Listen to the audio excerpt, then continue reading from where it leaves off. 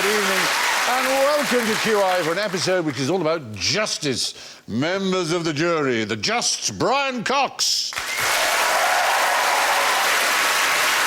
The judicious Rhys Darby. The judgmental Jason Manford. And the jailbird Alan Davis.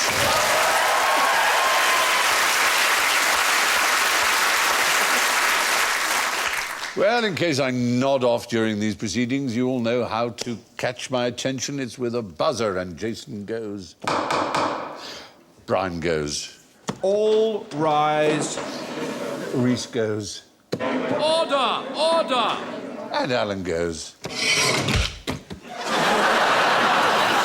Excellent. So let's start laying down the law. Describe the rules. Oh, he's free! Escapology. I'll tell you what, being a copper back then when everyone dressed like I was well easy. Easy, wasn't it? I think it might be him. It might be that guy. I'm going to take this off because the bridge of my nose is rubbing. Oh, you don't want that. Oh, my God, it's Alan Davis. Noel Coward was in a rehearsal when one of the actors was picking his nose. He thought secretly, and Noel shouted, "Wave when you get to the bridge." Anyway, describe the rules on a pirate ship. Rules? Yeah. What sort of rules would they have? Obviously, they've got a captain. Yes. So he's in charge. So I imagine he gets most of the gold and whatever they find. Well, oddly enough, now, there are two senior officers, the captain and the quartermaster. And the captain could be vetoed by the quartermaster on all matters except battle. Except rules of engagement when fighting. And they had strong laws. And the quartermaster was, he was about how much they divvied out, including he decided how much the captain got. The captain had no special quarters. He didn't have a, wonderful room such as you imagine in movies. So it's not exactly hierarchical. It's kind of a rule of two, the quartermaster and the captain. Otherwise, it was more or less a democracy in a strange sort of way, but with strict rules. For example, in Captain Bartholomew Roberts' ship, the Fortune, there was no gambling. It was like a boarding school. No smuggling girls into the dorm. No playing music on a Sunday. And lights out at 8 o'clock sharp in the evening. It's rubbish being a pirate. I know. That's not quite what you imagine. My dad, the captain. That's rubbish. Where are you going to smuggle these girls from, anyway? That's true. Do you rescue one from the sea? No. There is a wonderful book that when Vic Reeves was on, he mentioned he was an expert on piracy. He loves a pirate, Vic Reeves. He loves pirates, and it's a book that both he and I read called Sodomy and the Piratical Tradition. And so it is a very well-known So sorry, Brian. of history. No, it is. We're quite highbrow and intellectual. It is a very serious work of history and very interesting, which goes into the way these things were run. But obviously with the emphasis on the sodomy. But there was also... And were there rules surrounding that particular pursuit? There were rules, indeed there were, absolute, very strict rules. You couldn't just take whomever you pleased. What are the rules of sodomy? Not on Sundays. It's eye-wateringly complex. Yeah. Brian. You're too young and too innocent to know. Okay. Honestly, really. For future reference. Stick to small things like supernovas. This is really too explosive. Eye-wateringly complex. When it came to women aboard, the articles of Captain George Lowther, who was a famous pirate of his day, said, "If at any time you meet with a prudent woman, that man that offers to meddle with her, without her consent, shall suffer present death." So meddling with a prudent woman without her consent got you death. So they really were very strict with each other. So meddling was rape, really? I think essentially we're talking about rape. That lost its meaning by the time Scooby-Doo came on. Exactly.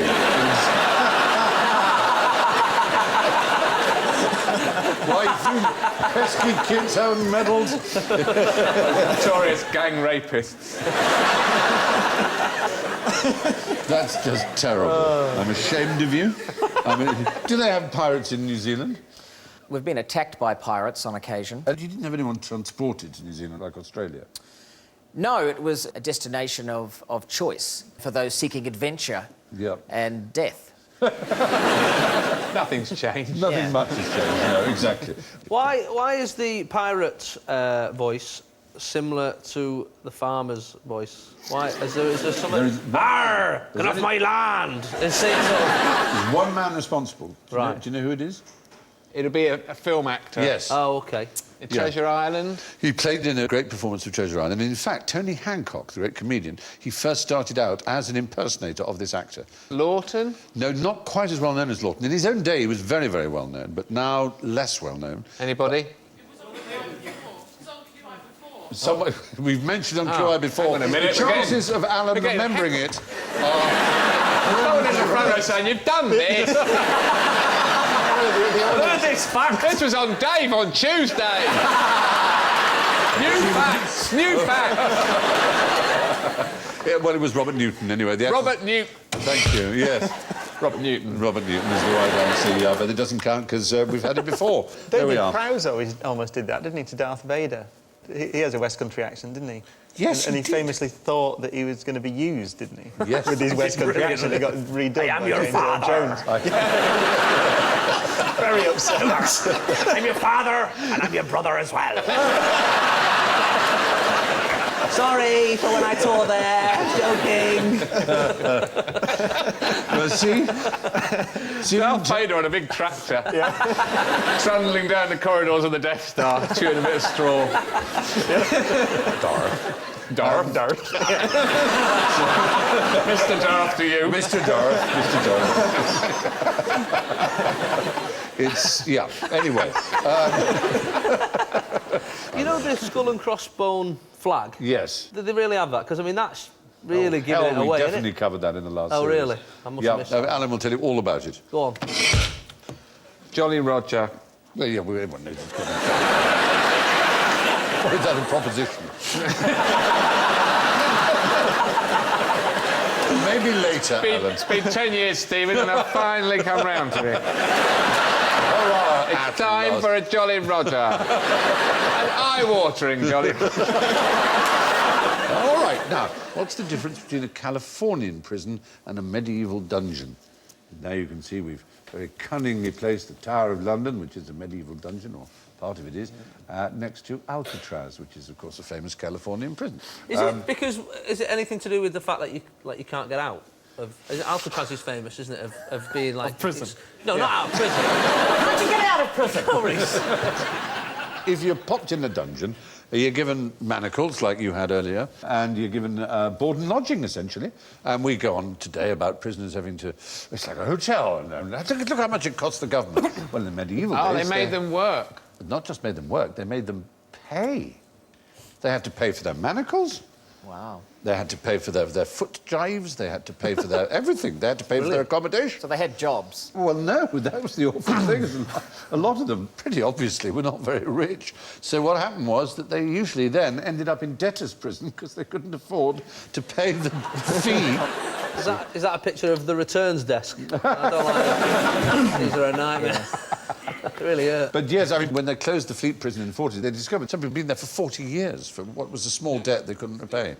Anyway, the point is, medieval dungeons, you had to pay your fee. And in California, at least in Riverside County, they've reintroduced such a system. Its county jail now charges inmates $140 a day to be in jail. $140. It's more than like a Premier Inn. It's more than a Premier Inn. That's more than Lenny Henry pays to stay in hotels. So that is quite a lot of money. Yes, and county council... Then again, there's no table tennis at Premier Inn, so... Yes, it's true. Pamela Walls of the council noted it may prove hard to collect reimbursements because those defendants who are convicted of crimes and incarcerated typically have limited funds. What a system. The supervisor, Jeff Stone, he thinks these are very challenging economic times and it could be a great source of revenue that could return $3 to $5 million a year. But unlike in Britain, where you still had to pay, even if you were innocent, at least in California, if you turned out not to have been guilty, you get your money back. Oh, dear. Yeah, so... But, like, where are these people getting their money from? Is from crime, isn't it? So all it's doing is encouraging them to rob more stuff. They think, Yes. I'm going into prison, right, I better rob a load of stuff, it's going to cost me a because fortune. they're just about to catch me. I better rush into this shop and take a till.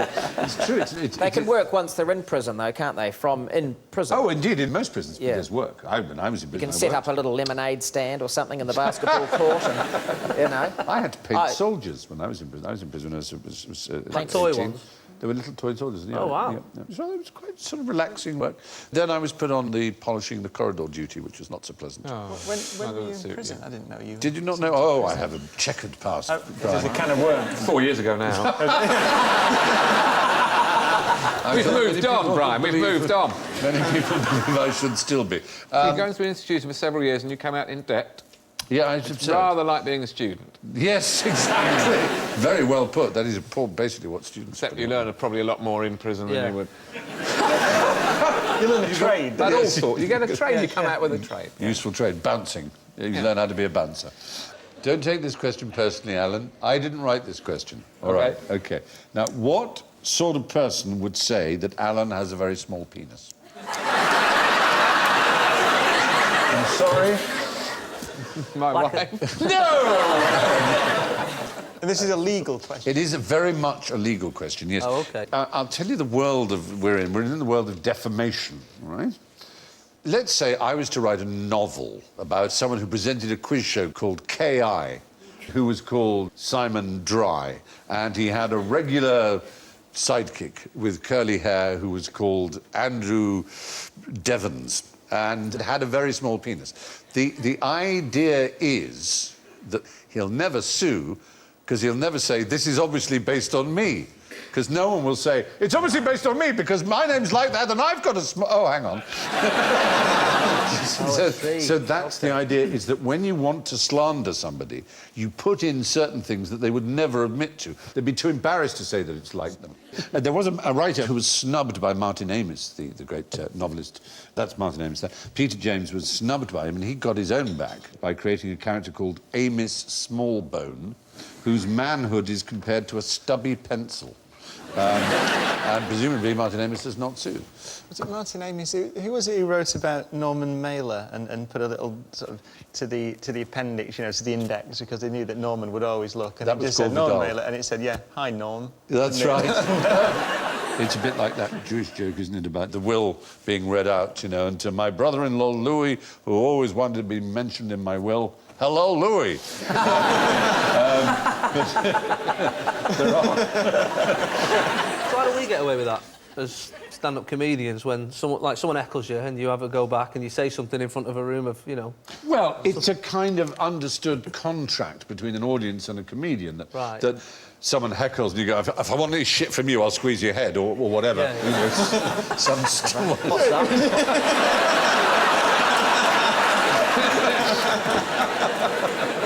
So, What else would you say? What other things? Just an give example. away my best heckle remarks. But what I mean is, if you made a joke heckle, that's not defamatory. I think that's the point. Tit for tat doesn't stand up in court, does it? No, I don't think so, exactly. He started it. Yeah, that sort of exactly. thing. But there are various defences. And in the case, which is obviously untrue, one of Alan's small penis, for example, one defence is the truth. The person does have a small penis. The other is parliamentary privilege. So a member of Parliament can get up and say, Alan Davis, Mr. Speaker, has a small penis. So Another member of Parliament get up and say, he's a grower, not a shower. Point of order! The point is, you couldn't sue either of them because under parliamentary privilege, there's no action that could be taken. There's increased privilege in peer-reviewed scientific journals as well. Oh, that's privileged? Yes, it is to some extent. So that if you're quite rude about a fellow scientist... Yeah, as long as it's in a peer-reviewed journal and it's not malicious, then you're allowed to do it, in the interests of freedom of debate. I could publish a paper reviewed by my peers about your penis, and I would be relatively immune unless I was being malicious about it. Right. Now, that's the phrase, of course, they use in American defamatory law, is absence of malice. If you can prove absence of malice, then you can say almost anything which allows... I like his small penis. Yeah. It's very, very tiny, but it's wonderful. Surely at some point sarcasm must come in. Well, there's that, if you can prove that, exactly. So the other one is good faith. I genuinely thought he had a small penis. I didn't mean it as defamatory. It was said in good faith. That's one thing. The other is opinion, which is, it was just my opinion. Compared to mine, it's small, OK? Right? It's opinion. It's a review. It's a review, exactly. 1 star. The other is the public interest. The public has a right to know the size of Alan Davis's penis. That might be a defence. The other is consent. He agreed with me about the size of his penis. The other one is vulgar abuse. Surely you didn't believe me when I said you had a small penis. I was just being rude to you. I was not defaming you. It'd be like if I called you, you know, one of the unacceptable taboo swear words. If I called you a motherfucker, you know, it's not defaming you. Whereas if I actually wrote down that I believed you actually incestuously did have sex with your mother, that would be defamatory. So that's the difference. Not with a penis that size. It's No. That's just going all over the place. Can we see the evidence? It's all about evidence. Not from there, it's mine. Just let me No, settle Brian. this. No, but the first person at home going, I should never have gone HD.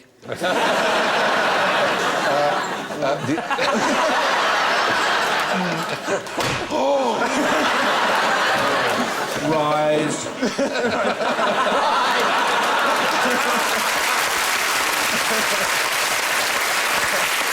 Very good.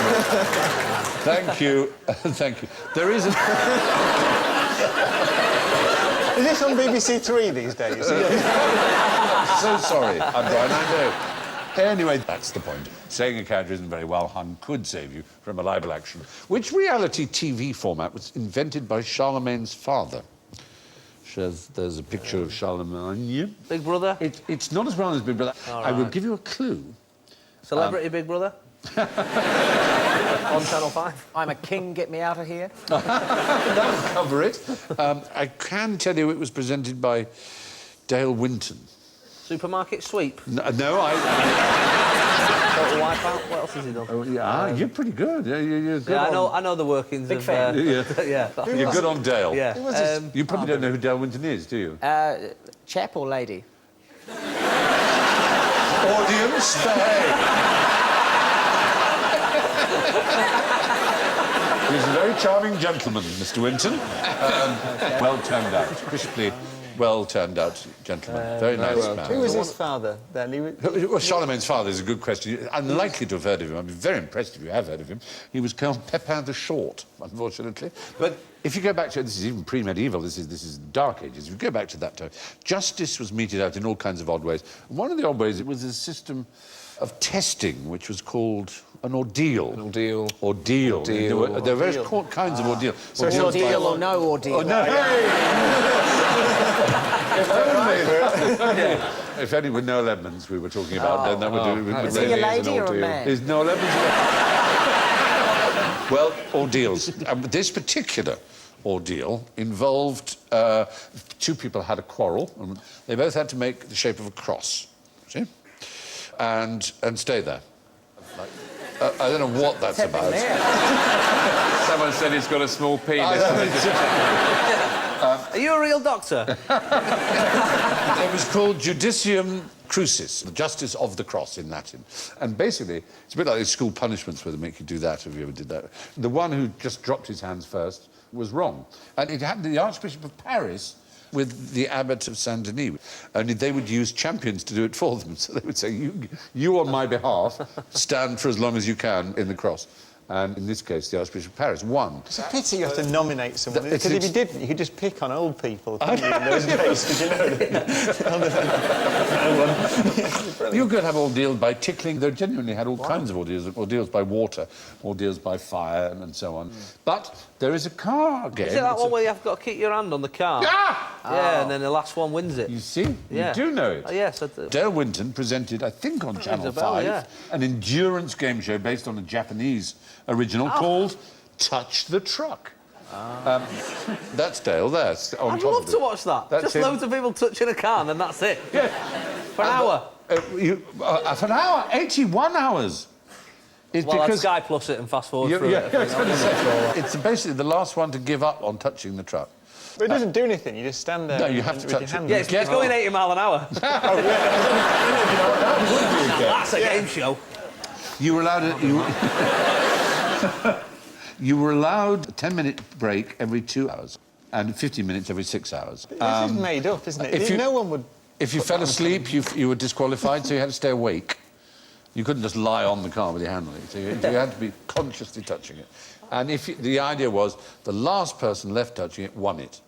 And the winner, you probably want to know all about him, I expect, he won the truck, obviously, and he sold it in order to raise funds to stand as a political... Arm surgery. To stand as a political candidate. He stood for Kingston and Surbiton at the 2001 general election.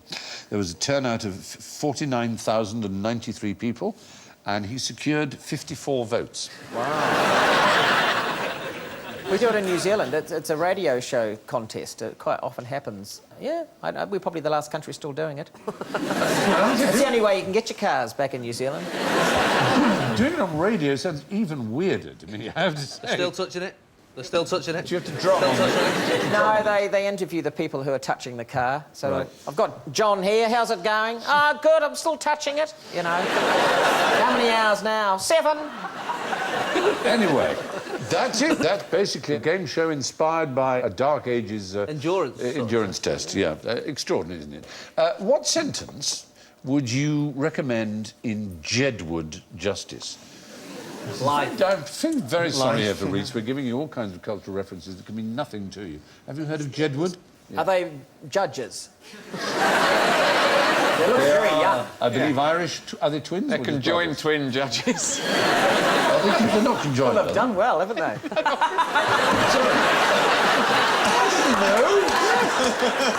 That's the whole thing about that's the whole point of them. Is they that are they're Siamese conjoined. twins? Are they? They're conjoined twins, yeah. No, it looks like they are. You think, don't Joyce, come on! Who has the arm in the middle? They do look a little strange, I have to say, but that's probably because of the wig business. No. Nothing to do with it.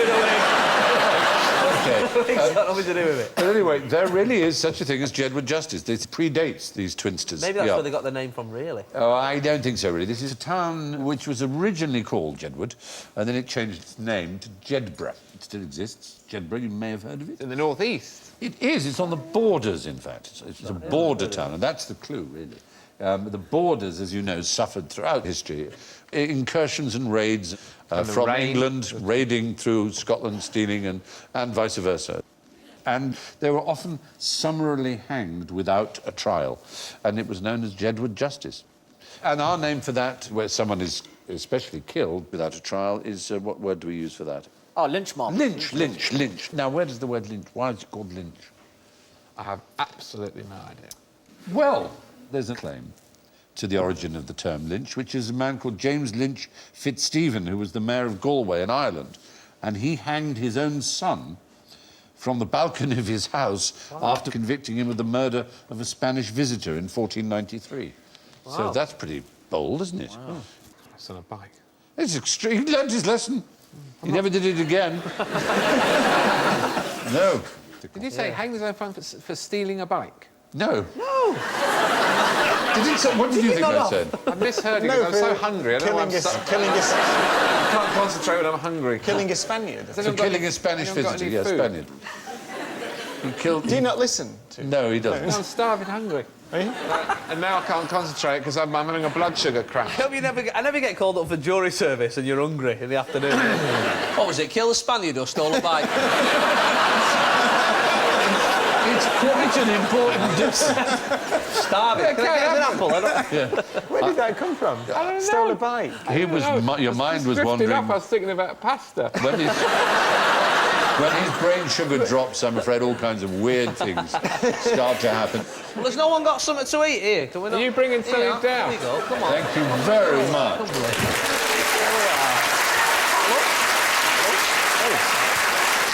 What's that? Some homemade flapjack. Oh, flapjack. I Oh, thank you. Yeah, go on. do. Oh, she has to be killed. Very good. You got something to eat for Stephen as well? No, I'm fine. When was the bicycle invented? It wasn't invented in 1493, was it? So it's No, doubly, it wasn't. doubly ridiculous. I love the fact that you're questioning Alan's... As if Alan's mind works on logical rails.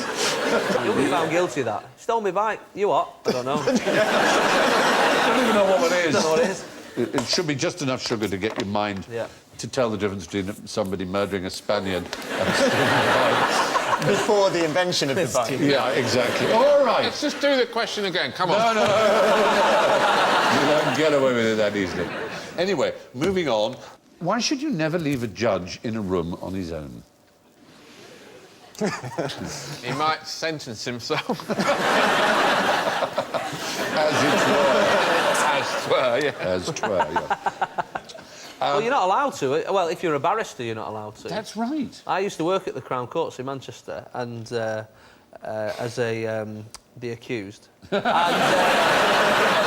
a bit. No, I used to. My dad and auntie were stenographers, so I used to sort of do like over the Oh, summer. they use those machines? Yeah, that sort of, oh, my that goodness. sort of palaver. And if you were the last barrister knocking about, you weren't allowed to leave if the judge was still in. Exactly right. Yeah. It's called dressing the judge. You don't actually dress him, it's just known as dressing the judge. They're a smug-looking lot there, aren't they? They look One very at the pleased. back's had a lovely moment. He really is. It's a bit of a bliss out, isn't it? He's really very happy. But in fact, in actual terms of dressing a judge, it's a very expensive business. The High Court judge's attire can amount to £14,920. That's quite expensive for your work gear. It includes the cost of 2 scarlet robes, like this, and a silk one. The horsehair wig costs £1,295. They have court breeches with buckles at £665. Stockings, suspenders. Yeah, well, they do have to wear stockings. Bras. When you take silk, you have to wear 2 pairs of stockings as a barrister. And the reason for that is that Queen Victoria was very offended by the sight of men's hairs sticking out from their legs through the silk tights. That is so horrible. they had to wear 2 pairs of tights so their hairs didn't stick out. And this tradition continues to the day. Isn't that interesting? Yes, it is, Stephen. Thank you. Good. But the wig sort of doubles up now because, I mean, I don't know if it's always been the case, but in a sort of Superman type disguise, like if you ever see a judge out of his wig and robe, and he looks completely different. So he can sort of have a little wander around Manchester City Centre, even though everyone hates him and no one knows that they hate him. That is one of the reasons they cling on to this whole business. They say it does give them a kind of anonymity. Barristers are not allowed to shake hands with each other either. Oh, I didn't know that. Yeah, That's a they're good not one. allowed to shake hands with each other. Well, They even though they they Fist call pump, do they? you see. Out of court, they don't shake hands with each other. Interesting. I think it must be down to just well, if he's looking after me, I don't want to see him Yeah, I guess so. fraternising with the enemy sort of But thing. do you know about this one? You might do it. If you're not properly dressed as a barrister, if you've not got the right black and white, or you're wearing a colourful tie or something like that, the judge, as it were, can't see you. Right. He actually says, I cannot see you. And also, I cannot hear you. If he's not properly dressed, I cannot hear you. You can shout as loud as you like. If he's not properly dressed, can't see you, can't hear you. All of that. So that until they wear the right clothes, they cannot be seen or heard by the judge. It'd be a weird situation if you didn't know what item of clothing you had on that was offending him. Yes. And you'd be going, is it the bow tie? Is it the... And then, like, the second you took it off, he went, hello! Well, there was... There you are. Anyway, now, what happened when the biggest miser in the land forgot his reading glasses? He made an error in which he gave away his fortune or something happened. No, because he'd forgotten his glasses, he wasn't able to sign a document, because he couldn't see. So he said, I'll take the document, I'll sign it at home. What might that document have been? will, maybe? His will. Yes. So, there he's got his will. He said, I can't, I'll take it home and sign it at home. He got home. Died. Yes. Oh. Now, that case, his name was Jennens, and he was very, very rich. And he had quite a lot of family. So there was a case called Jennens v. Jennens, or as the lawyer would say, Jennens and Jennens. And it started in 1798 when he died, and it ended in 1915. Wow. Wow. Why did it end? The jury all died. Well, the Jennens died. No, Oh, they found his glasses. because...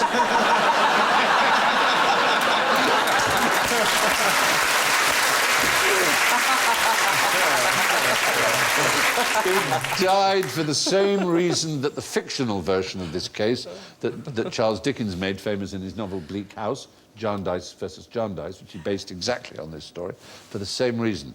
The estate ran out of money. The lawyers had used up every penny of the estate. Doesn't that tell you everything you need to know? And Bleak House, of course, which is one of Dickens' absolute masterpieces, has this court case running through it, Jarndyce versus Jarndyce. And it's been going for dozens of years in Chancery. But he wrote that in 1852. And this Jennens case had been going on for 54 years. And Dickens was little to know that it was to carry on going till the First World War. I mean, it's staggering, isn't it? And all because the man forgot to sign his will. These people were so desperate, so rapacious. We didn't forget, did he? He died. Well, Here they are. there they are. I know. It's very good glasses to help you read that book. Yeah. Have you done your wills? Have you had that chat? It's actually depressing. Well, you had a lady come round to the house and I sat down with her, and because she's so used to talking about death, Yeah. she's sort of like not bothered about it. And- Nonchalant. Yeah, I'd say so. And she sat there and she said, right, so if you die, where do you want, you know, your money and house and all that to go to? I said, well, the wife and the kids and that. She said, and what, if you and your wife both die? I said, Did he? I said, well, just, you know, the kids, and then, you know, maybe the kids go with my brother and that. And then she said, and if you and The the whole wife and the family's kids wiped are all out? wiped out. I said, I'd like to spend some money on some sort of inquest. to be honest. See what the hell went on? Wiped a family of 5 off the planet. Mine was a bit more circumspect. They kept finding different words for die. They were, and if you both go... If you're both gathered to the bosom of Abraham. Well, I suppose that's their job, isn't it? Basically, no, I think I better. Well, I can't remember. You can have my collection of Wagner records. Oh, thanks. That's There very you Make kind. him sign it now. You'd be very keen for me not to sign it, I suspect. No, he was considered the richest commoner in the land, the richest non-aristocrat. And he lived in Grosvenor Square in a very sumptuous and beautiful house, except he lived in 2 tiny little rooms in the cellar. And he kept the sumptuous rooms because he charged visitors to be shown around them. That's how much of a miser he was. Only 3 ghosts was visited him. That We'd have sorted that out. wouldn't Give me it? the biggest turkey in the window. Exactly right, exactly. Day. Tiny Tim, last of all. Anyway, where would you find a precocious toddler, a fertile octogenarian, and a moron in a hurry? Is that on... Buckingham Palace. Oh! like Celebrity Big Brother? Are they calling Lee Evans a moron there? That seems very tough. He's a precocious toddler in that. Oh, I see. Phew! Again, this is in law. A moron in a hurry. Well, we've all been that. Yes, we have. These are sort of fictional types of people That they use in law that they use language. in law. The most famous one is the man on the Clapham omnibus. That's to do with advertising. I.e. what we would call the man... No, it's not. It's just the Is man it in the street. Oh, I see. English common law is based on the idea of the reasonable man. What would a reasonable person think? You know, the man on the Clapham omnibus is not stupid, but he's not a professor of astrophysics. He's not a moron in a hurry.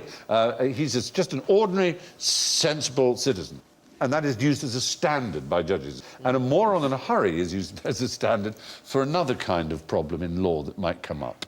It's in the area of passing off. Do you know what I mean by passing like off? logos or something. Yeah, so Like, expand. Almost like false advertising. Or maybe plagiarism. That's more like it. As it were, product plagiarism. Yes. Suppose I brought out something called Boca-Bola, and it was in a can exactly like, with the same lettering and the same patterning. So would that the would be moron in a against the hurry law. A moron in a hurry probably... Would he notice that? If it was green, not red, he would notice. Even a moron in a hurry would notice.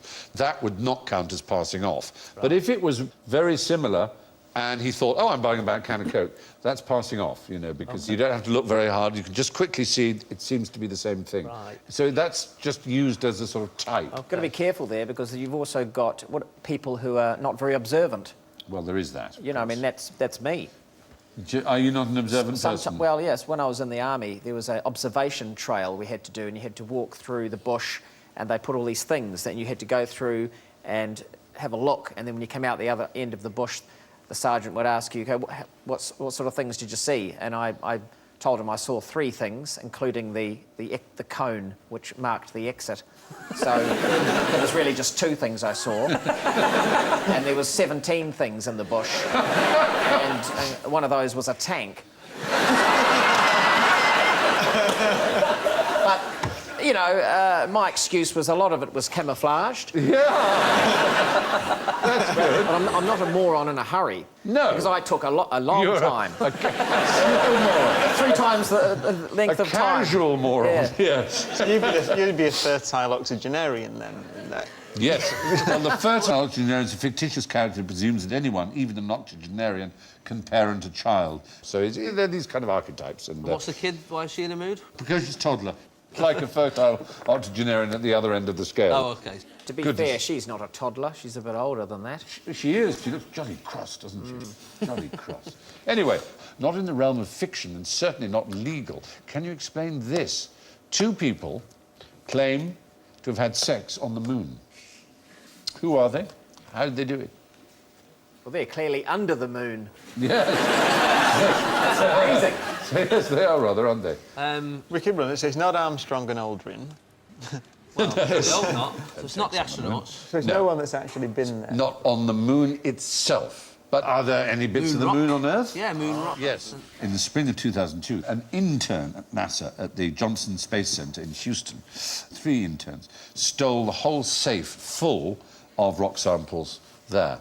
The ringleader, Thad Roberts, and his accomplice, with the wonderful name of Tiffany Fowler, apparently spread the rocks on a bed and did it on the rocks. That doesn't sound... It's horrible. They got the rocks off on the rocks. I don't know how you explain it. It does sound uncomfortable. It does sound But terrible. it's certainly unique. I don't suppose any other couple on Earth can claim to have shagged on the moon, or at least on bits of the moon. I think I own a bit of the moon. You own a bit of the moon? Yeah, someone got it me once for my birthday. I don't know- Oh, it's like having a star named I don't know how after you. That's legitimate it rather is. I'm just waiting for Branson to sort it out. Yes. Then I'll go up there and have a little look. nice. You'll probably know more about this than I do, but I mean, Virgin Galactic is not the only company that's seeking to offer at least a journey out of the atmosphere. Yeah. But it'll be quite a short time out of the atmosphere. won't it? Yeah, you're there for a few minutes. It'll cost a lot, but Yeah. would you consider doing it? I would. You'd love to see it. undoubtedly. Yeah. It's more of There a is a- thrill ride, isn't it? About 2.5 minutes, and then you come down. Like the vomit comet, which is I- the way I you did plunge. that. Have you done that Which with the was miners? Oh, yes, great you did on fun. your show. Yeah. So you did, yes, absolutely. And that's remarkable. I have to say, I watched it and I admired you did very well. But I was really admiring the cameraman. Spinning around. Yeah, it's, managing to keep you in shot. Yeah, which that's can't have right. been easy. But there will be bits of the moon other than the bits that were brought back on the surface of the Earth. There's quite a lot of moon and Mars because you get meteorites that enter the Earth's atmosphere. And it may be apocryphal, but there's a story of a piece of Mars hitting a dog in Egypt and Really? killing the dog. Yeah, what are the chances of the unlucky dog? Poor But it's one of the dog. Martian meteorites, one of the famous Martian And meteorites. it presumably ended his life. Yes. Coming in at quite a speed, quite Yeah. a Go, lick. bonk. We better be caught it. There's also a story of a woman whose leg was broken by a meteorite. He was in bed, and one came through her roof and broke her leg. Brian, is the moon the same all the way through, or is the surface different from the rest of it? It's not got an iron core because it's thought to have been blasted off the edge of the Earth by a collision early on in the formation of the solar system. Did they go down very far, the Apollo astronauts, when they were collecting samples? No, they just scooped it off the Into a surface. sack and off they went. Yeah. That's some of the evidence that tells you that the moon was blasted off the Earth at some point in the past because Is the its composition of the rock is mineralogical- very similar. Anyway, I should point out that this story that Thad Roberts tells of shagging on the moon, not everybody believes him. Some people think he's just a big old show-off, and it's not true. But he certainly claims it, and so who knows. And finally, why would I encourage a psychopath to eyeball my crotch? Look at that picture. Wow. This is one of those that I don't think we want to know the real answer. No. Nice idea. Would it release the tension? Well, I'm afraid we're back in the weird world of the 1960s, and we're in the world of theoretical psychiatry. And it won't surprise you to learn that it was in California there was a psychologist called Paul Bindrim who pioneered nude psychotherapy in 1967 at a nudist resort, and he devised discomforting exercises, one of which was called crotch eyeballing, in which participants were instructed to look at each other's genitals and disclose the sexual experiences they felt most guilty about, while lying naked in a circle with their legs in the air. I'm afraid there was a doctor at Oak Ridge Hospital for the Criminally Insane, a Canadian psychiatrist called Elliot Barker, who did a marathon nude psychotherapy session for criminal psychopaths. These raw, naked, LSD-fueled sessions lasted 11 days. Wow. 11 days, you give a psychopath LSD, take their clothes off, and... But you see, I believe in evidence-based medicine, so if that can be shown to work, it should be available on the NHS. I agree. It doesn't matter. You're right. How ridiculous You're so it right. is. I, too, am an empiricist like you. You'll be pleased to know that the average rate of recidivism amongst psychopaths is 60%. Amongst those who did that programme, it was 80%. There we are. Therefore, We there's think it's a strong case. bad idea. Recidivism. Oh, I see. Recidivism is when you do it, decline Yes, again. yeah. But why don't we try it? Let's get up. Let's all get up and show each other our genitals. Come on. Come on. There's a lot of people getting cameras out. There is social networking. He's got a very long telephoto lens as well. It's insulting. You won't see mine from there. You'll have to come here.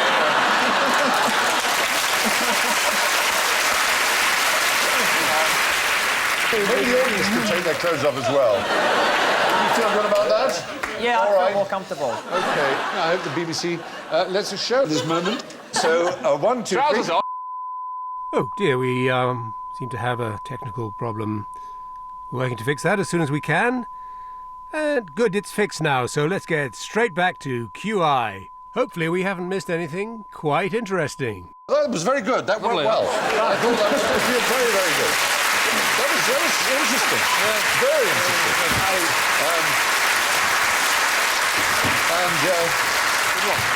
I can see why they call you Brian Cox now. Yes. And a blue one is Yeah, so no, weird. all right. Anyway, we've learnt a lot about each other and about the audience. Thank you for participating as well, audience. Very kind. It was very interesting. It was very revealing. And talking of revealing, there is something, after all, to be said for crotch eyeballing. There's a lot more to be said for score eyeballing. And my goodness me, do we have some scores for you today? It's hard to believe that a man of such intellect should be in last place, but I'm sorry to say, on -7, it's Brian Cox.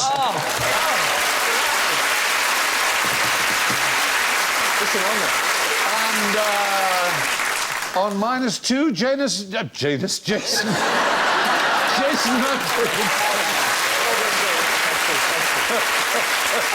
Oh dear. In second place, with a magnificent plus score of 3, is Rhys Darby. Oh, well, And can we believe it, ladies and gentlemen, with a towering 5 inches, a towering 5 points, Alan Davis.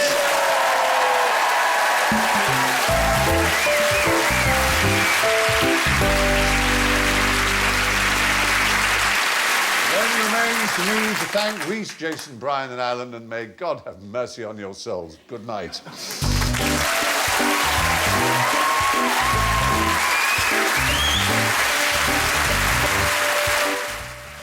Still to come here on BBC HD, we get the true story of the wonderful Wizard of Oz and the many sides of creator L. Frank Baum.